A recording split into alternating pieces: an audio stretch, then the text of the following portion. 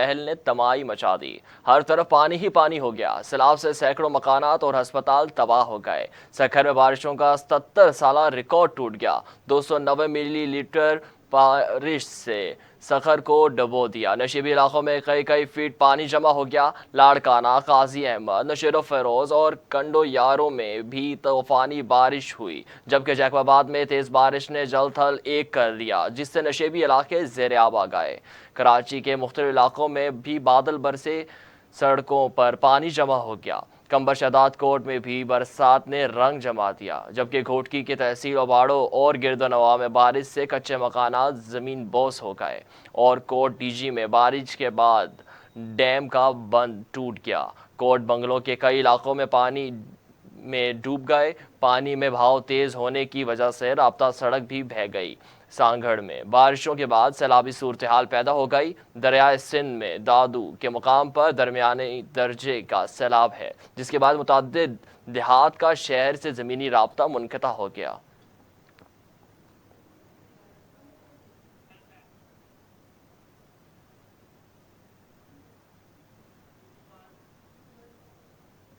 ملک کے دیگر علاقوں کی طرح گلگت بلتستان میں بھی سیلاب نے تباہی مچا دی۔ ہنزا، گوجال، استور، غزر شدید متاثر ہوئے ہیں۔ گاؤں پکورا کنچنوٹ میں بینک سمیت 20 سے زائد گھر تباہ ہو گئے۔ ہنزا میں ندی نالوں میں طغیانی اور سیلابی صورتحال پیدا ہو گئی ہے۔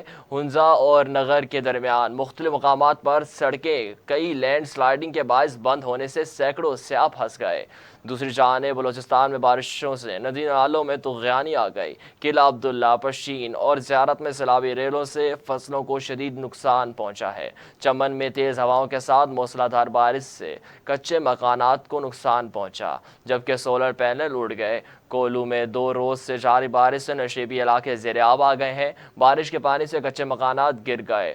کولو سبی شاہراہ سیلابی ریلے میں بہہ جانے میں اور لینڈ سلائیڈنگ سے تیسرے روز بھی ٹریفک کی آمد و رفت معطل ہے۔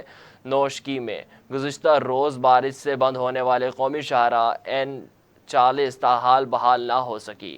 بولان قومی شاہراہ زیر آب آنے سے متعدد گاڑیاں پھنس گئی، اور ان تاجو شاہراہ بھی سیلابی پانی کی وجہ سے بند ہے، جبکہ کشینگی میں ریلوے ٹریک سیلابی ریلے میں بہہ گیا۔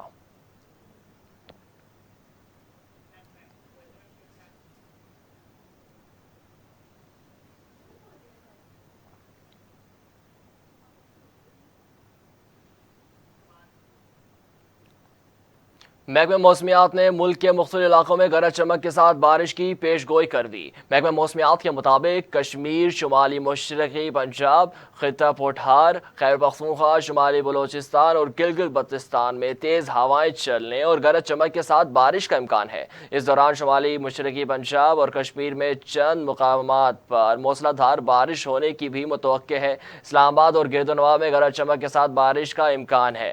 مری، گلیات، راولپنڈی، نارووال، گجرات، گجرانوالہ، حافظ آباد، منڈی بہاؤالدین، ڈیرہ اسماعیل خان اور خوشاب میں بھی گرج چمک کے ساتھ بارش کی پیش گوئی کی گئی ہے۔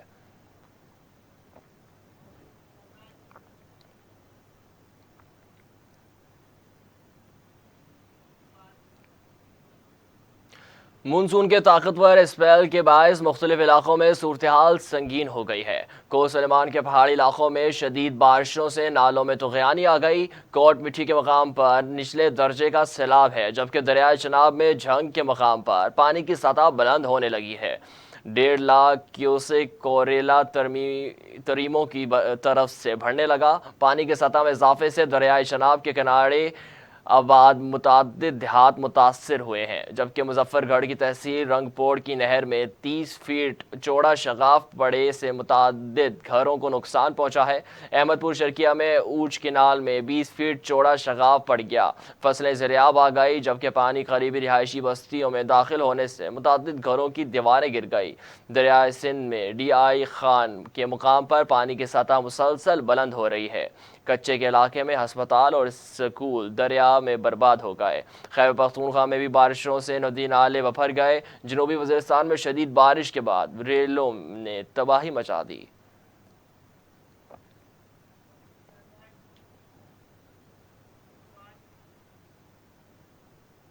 جمعیت علماء اسلام کے سربراہ مولانا فضل الرحمان نے کہا کہ امریکہ کو سی پیک بند کرنے کی یقین دہانی کروائی جا رہی ہے اور دوسری طرف چین سے سی پیک بنانے کے عوض پیسے بٹورے جا رہے ہیں۔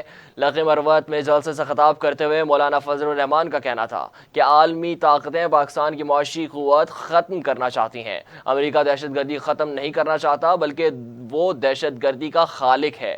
مولانا فضل الرحمان نے کہا کہ لقی مروت کا فاٹا کی سرزمین پر آگ لگی ہے اور بدامنی کے شعلے جل رہے ہیں۔ انہوں نے افغانستان سے مذاکرات کر کے کامیابی حاصل کی تھی، وہ کامیابی ناکامی میں کس نے بدل دی؟ جمعیت علماء اسلام کے سربراہ کا کہنا تھا کہ انہیں یہ الیکشن قبول نہیں، وہ جعلی حکومت اور الیکشن کو نہیں مانتے۔ الیکشن کے نتائج کو تبدیل کیا گیا ہے۔ پر امریکہ کی تقلید کر رہے ہو۔ امریکہ کوئی دہشت گردی کے خلاف جنگ نہیں لڑ رہا، وہ خود دہشت گردی کا خالق ہے۔ اس نے پوری دنیا میں جنگ چھیڑی ہوئی ہے تاکہ اپنی فوجیں وہاں بھیجنے کا جواز پیدا کر سکے۔ تم امریکہ کی پیروی میں پاکستان کے اندر اور قبائل کے اندر جنگ کی کیفیت اس لیے پیدا کرنا چاہتے ہو تاکہ ہمارے مالی وسائل اور معدنی وسائل تک تمہاری رسائی ممکن ہو سکے اور میرے وسائل پر تم قبضہ کر سکو گے۔ میرے محترم دوستو،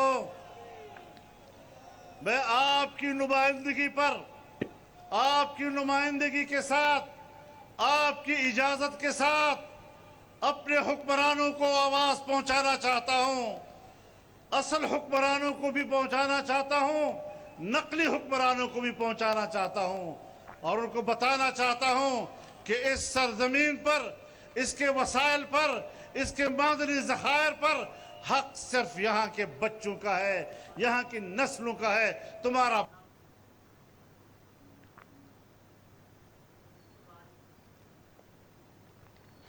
سابق وزیر اعظم شاہد خاقان عباسی کا کہنا ہے کہ پنجاب نے بجلی کے بلوں میں ریلیف دیا ہے، جو کہ اچھی بات ہے، لیکن یہ وفاق کرے۔ نجی ٹی وی سے گفتگو کرتے ہوئے ان کا کہنا تھا کہ آج ہر طبقے کو ریلیف دینے کی ضرورت ہے۔ بجلی کا بل انسانی حقوق کا مسئلہ بن گیا ہے، لوگوں کے پاس کھانے کے پیسے نہیں تو بجلی کے بل کہاں سے دیں؟ انہوں نے کہا کہ آئی پی پیز کو ختم کرنا آسان نہیں، انویسٹر کو چور کہیں گے تو کوئی بھی سرمایہ کاری نہیں کرے گا۔ آئی پی پیز کے لیے حکومت دعوت دیتی ہے، سرمایہ کار خود سے تو نہیں آتے، ٹیرف کا تعین بھی حکومت کرتی ہے۔ ان کا مزید کہنا تھا کہ 18 روپے سے کم ٹیرف پر کوئی پاکستان میں سرمایہ کاری کے لیے تیار نہیں ہوتا۔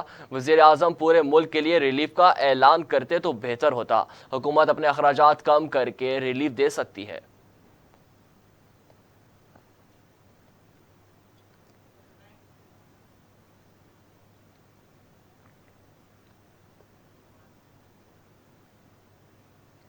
عوامی نیشنل پارٹی کے سربراہ ایمل ولی خان نے بھی بجلی کی قیمتوں میں کمی نہ کرنے پر اسلام آباد مارچ کی دھمکی دے دی۔ ایمل ولی خان کا کہنا ہے کہ سستی بجلی خیبر پختونخوا پیدا کر رہا ہے، لیکن 14 روپے فی یونٹ ریلیف پنجاب میں دیا جا رہا ہے۔ خیبر پختونخوا میں بجلی کی قیمت کم نہ کی گئی تو ایک ماہ بعد اسلام آباد کا رخ کریں گے اور ادھر دھرنا دیں گے۔ ایمل ولی نے کہا کہ جس صوبے میں آئی پی پیز کی بھرمار ہے وہاں ووٹ بینک کی خاطر بلوں میں کمی کی جا رہی ہے۔ خیبر پختونخوا میں آئی پی پیز سے 1 میگا واٹ بجلی بھی پیدا نہیں ہو رہی، ہم ان کا بوجھ کیوں برداشت کریں؟ انہوں نے مزید کہا کہ پیداواری کی لاگت کے حساب سے خیبر پختونخوا بجلی کی قیمتوں کا تعین صوبے کا حق ہے۔ بجلی اور گیس کی مد میں خیبر پختونخوا کے بقایا جات کی ادائیگی کے لیے وفاق حکومت ہنگامی اقدامات کرے۔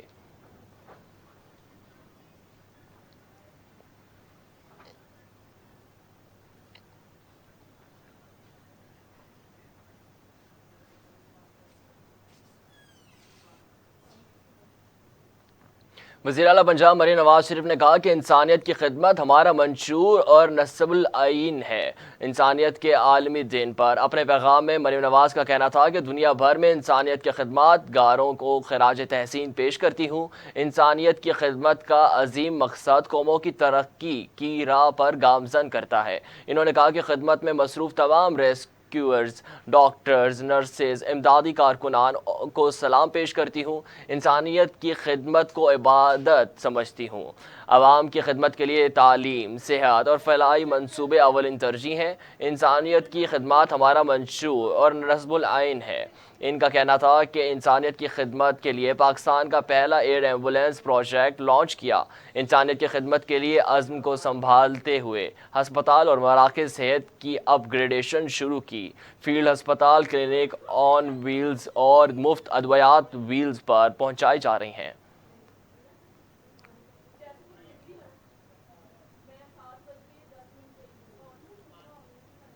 گھوٹکی میں اوباڑوں کے قریب بس اور ٹریلر کے درمیان خوفناک تصادم سے 8 مسافر جاں بحق جبکہ 7 زخمی ہو گئے۔ موٹر وے پولیس کے مطابق حادثے کا شکار مسافر بس پنجاب سے کراچی جا رہی تھی کہ گھوٹکی میں اوباڑوں کے قریب موٹر وے M5 پر حادثہ پیش آیا۔ جاں بحق افراد میں 2 خواتین اور 2 بچے بھی شامل ہیں۔ حکام کا کہنا ہے کہ حادثے میں تمام زخمیوں کی حالت تشویشناک ہے۔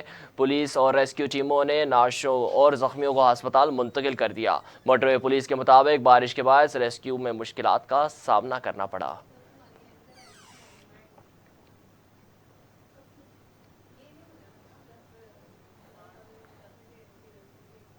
وفاقی وزیر داخلہ محسن نقوی نے فرنٹیئر کور ساؤتھ بلوچستان کے ہیڈ کوارٹر کا دورہ کیا۔ فرنٹیئر کور ساؤتھ کے IG میجر جنرل بلال سرفراز خان نے محسن نقوی کا استقبال کیا۔ وزیر داخلہ نے فرنٹیئر کور ساؤتھ کے ہیڈ کوارٹر میں یادگار کو شہداء پر حاضری دی، پھول رکھے اور فاتح خوانی کی۔ محسن نقوی نے شہداء کے درجات کی بلندی کے لیے دعا کی۔ وزیر داخلہ نے فرنٹیئر کور کے شہداء کی قربانیوں کو خراج عقیدت پیش کیا۔ اس موقع پر وفاقی وزیر داخلہ محسن نقوی کی زیر صدارت فرنٹیئر کور ساؤتھ کے ہیڈ کوارٹر میں اہم اجلاس ہوا، جس میں فتنہ خوارج کے خلاف آپریشن اور انسداد اسمگلنگ کی کارروائیوں کے بارے میں بریفنگ دی گئی۔ فرنٹیئر کور ساؤتھ کی پیشہ ورانہ کارکردگی کے بارے میں بھی بریفنگ دی گئی۔ وزیر داخلہ محسن نقوی نے بلوچستان میں قیام امن اور انسداد اسمگلنگ کے فرنٹیئر کور ساؤتھ کی کارکردگی کو سراہا۔ محسن نقوی کا کہنا تھا کہ فتنہ الخوارج کے مذموم عزائم ناکام بنانے میں FC ساؤتھ فرنٹ لائن پر ہے۔ فرنٹیئر کور نے مشکل حالات میں امن کے لیے مثالی خدمات انجام دی ہیں۔ فرنٹیئر کور ساؤتھ کے افسران اور نوجوان بلوچستان میں امن کے لیے ہر اول دستے کا کردار ادا کر رہے ہیں۔ انہوں نے کہا کہ فرنٹیئر کور ساؤتھ کے افسران اور نوجوان کی پیشہ ورانہ مہارت اور بہادری پر ناز ہے۔ اس کی ضروریات کو وسائل میں رہتے ہوئے پورا کیا جائے گا۔ بلوچستان کی خوشحالی اور ترقی پائیدار امن سے منسلک ہے۔ بلوچستان کے نوجوانوں کو بااختیار بنانے کے لیے جامع اقدامات کی ضرورت ہے۔ بلوچستان کی پائیدار ترقی کے لیے تمام سٹیک ہولڈرز کو ایک صفحے پر ہونا ہوگا۔ ان کا کہنا تھا کہ بلوچستان میں کرکٹ اور دیگر کھیلوں کے مقابلوں سے نوجوانوں میں صحت مند سرگرمیوں کو فروغ ملے گا۔ گزشتہ 6 ماہ میں 4 ارب 70 کروڑ روپے کی غیر قانونی اشیاء کو ضبط کیا گیا ہے۔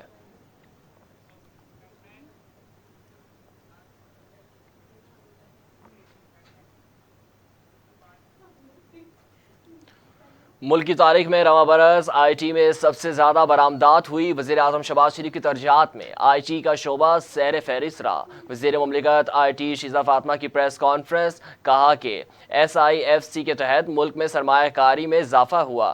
DG اسکلز میں 45 لاکھ بچوں کا اندراج ہو چکا ہے۔ وزیر اعظم شہباز شریف نے اقتدار سنبھالتے ہی ڈیجیٹائزیشن پر زور دیا۔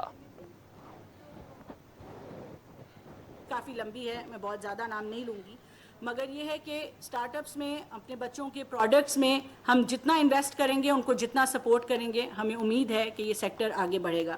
اور اگر ہم پروڈکٹس کی بات کریں تو میرے خیال سے گیمنگ انڈسٹری جو ہے وہ بہت ضروری ایک چیز ہے جس کی میں بات کرنا چاہوں گی۔ پاکستان میں گیمنگ انڈسٹری کے بہت ماہرین موجود ہیں۔ چھوٹے چھوٹے گیمنگ کمپنیز جو ہیں وہ اس وقت بڑی بڑی MNCs سے زیادہ ریونیو جنریٹ کر رہی ہیں۔ اس انڈسٹری میں بہت زیادہ پوٹینشل ہے اور ہماری کوشش ہے کہ ہم اس کو زیادہ سے زیادہ فروغ دے سکیں۔ اس کے لیے پاکستان کے پہلے centre for excellence for gaming and animation بنائے جا رہے ہیں، ایک کراچی میں، ایک لاہور میں، اور اس میں گیمنگ انڈسٹری کے انکیوبیشن سینٹرز ہوں گے، ٹریننگز دی جائیں گی اور کمیونٹی سینٹرز قائم کیے جائیں گے جہاں پہ ینگ بچے پروڈکٹیو ایکٹیویٹیز میں آ کے حصہ لے سکیں، جو گیمز بن رہی ہیں ان کے ٹرائلز ہو سکیں، تاکہ گیمنگ کا ایک کمپلیٹ ایکو سسٹم جو ہے۔